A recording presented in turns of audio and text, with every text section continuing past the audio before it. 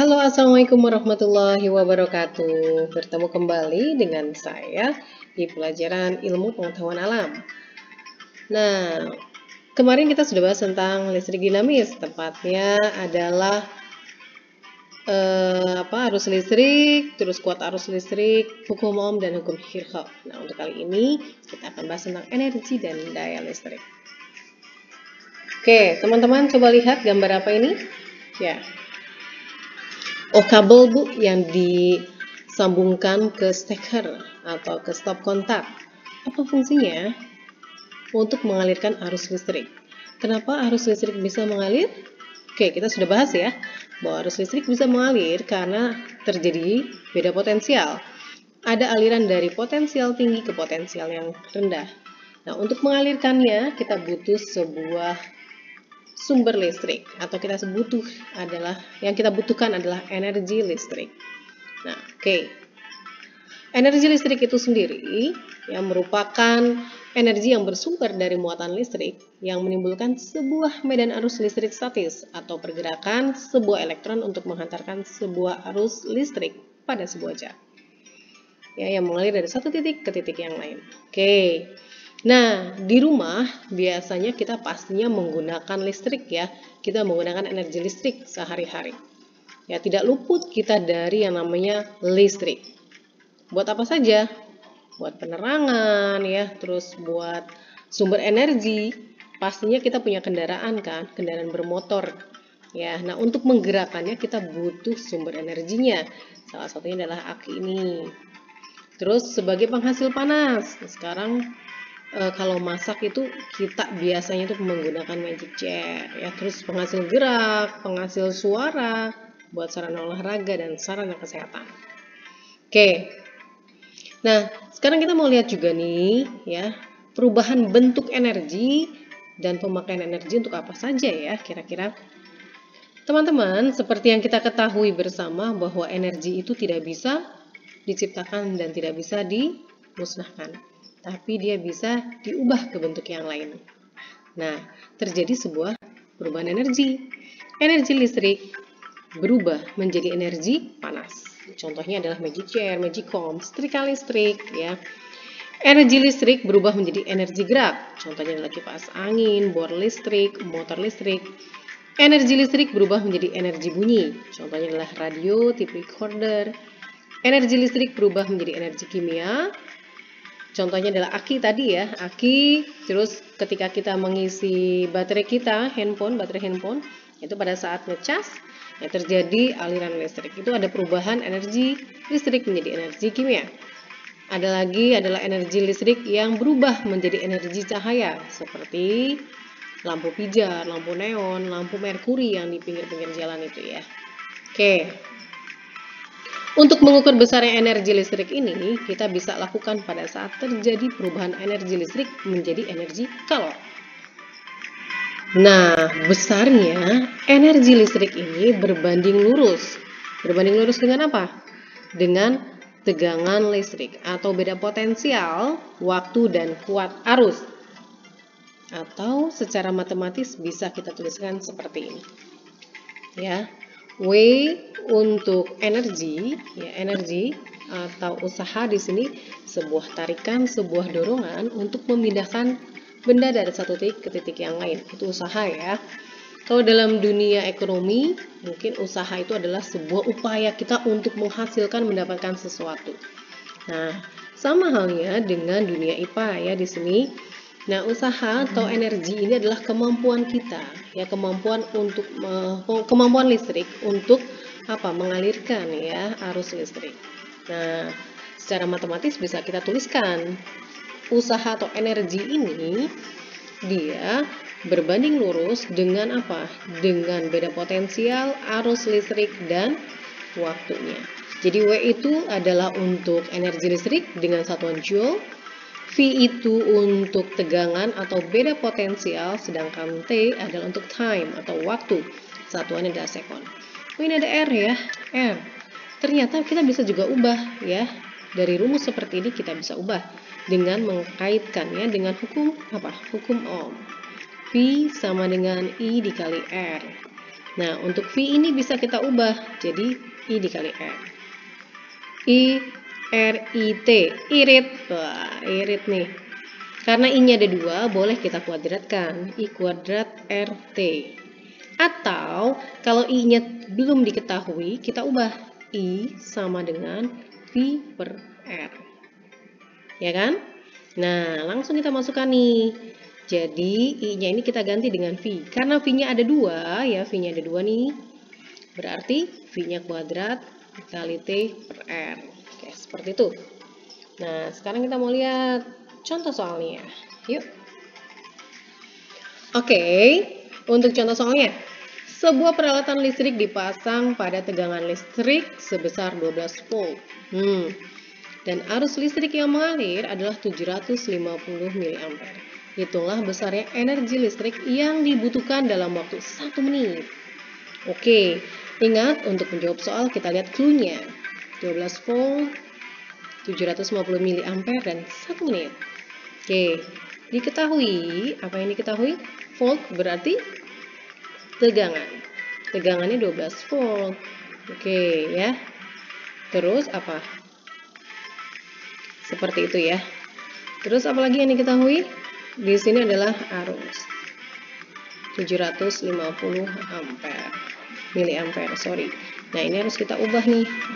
Nah, oke, seperti ini.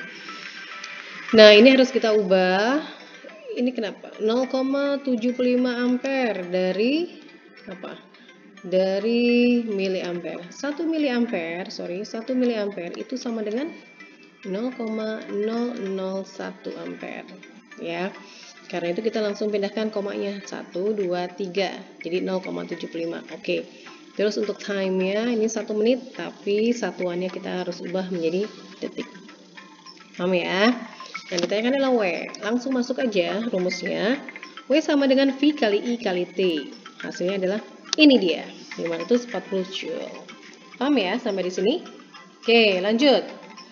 Setelah kita tahu nih besaran energi listriknya, kita pun mau tahu berapa daya yang dihasilkan listrik. Daya itu adalah kemampuan, powernya, ya.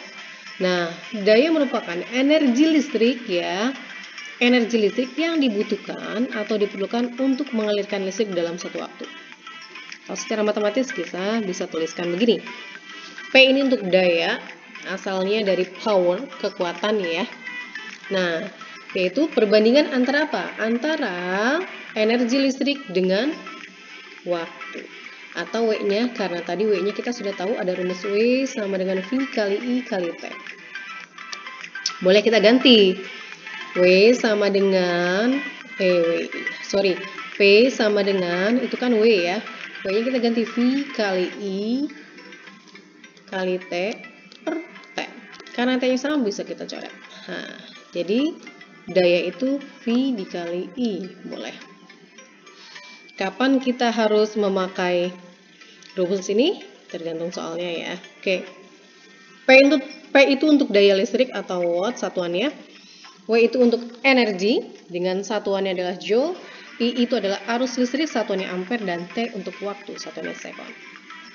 Paham ya? Oke. Selanjut, contoh soalnya. Sebuah peralatan listrik rumah tangga bertuliskan 220 volt per 300. Nah, ini berarti apa? Tegangan listriknya 220 volt. Terus untuk energinya, untuk dayanya adalah 300 watt yang akan dia pakai selama 5 menit.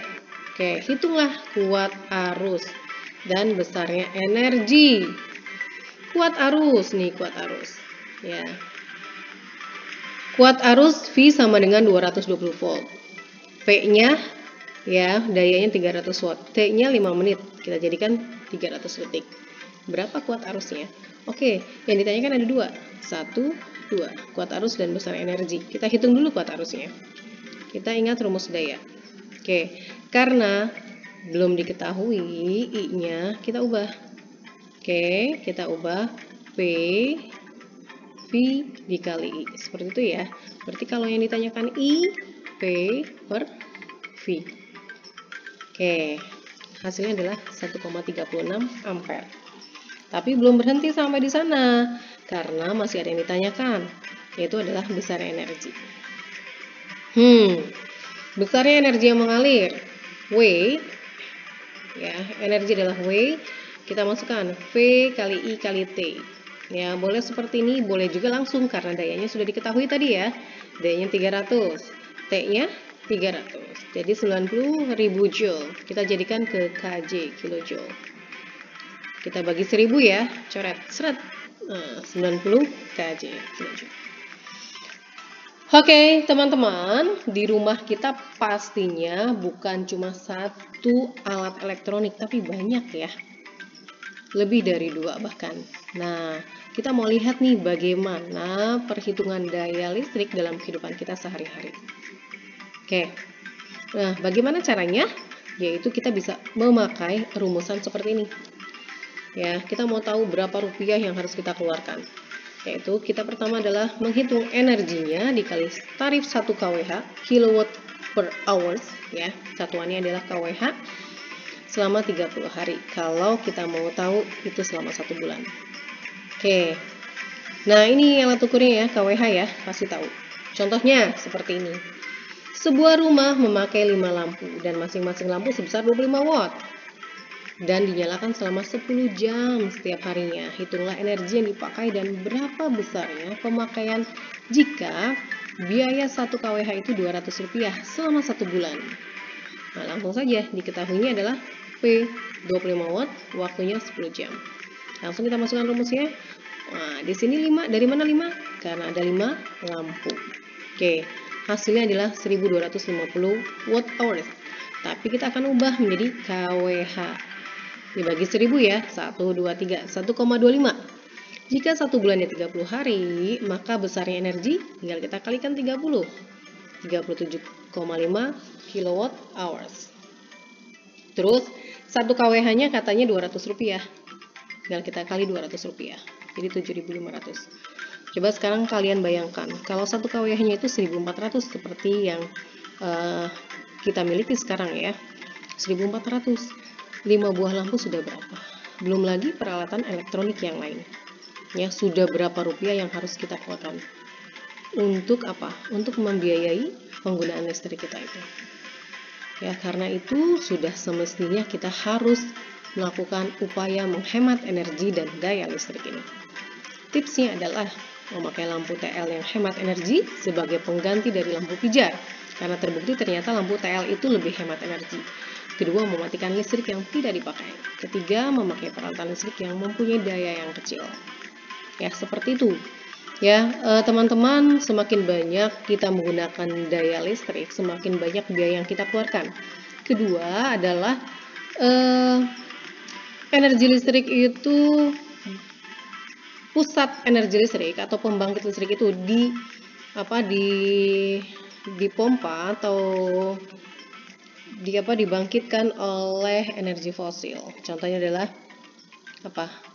Ya, contohnya adalah batu bara, terus minyak bumi yang suatu ketika akan habis. Ya, energi ini termasuk ke dalam sumber daya alam yang bersifat non-renewable. Ya, suatu ketika akan habis dan tidak bisa diperbaharui lagi. Karena itu kita harus berhemat energi. Selain itu, pembakaran dari batu bara, minyak bumi akan menghasilkan polusi udara yang sangat tinggi. Ya, ayo sama-sama kita berhemat energi. Demikian dari saya, sampai berjumpa kembali di pertemuan selanjutnya. Sekian, wassalamualaikum warahmatullahi wabarakatuh.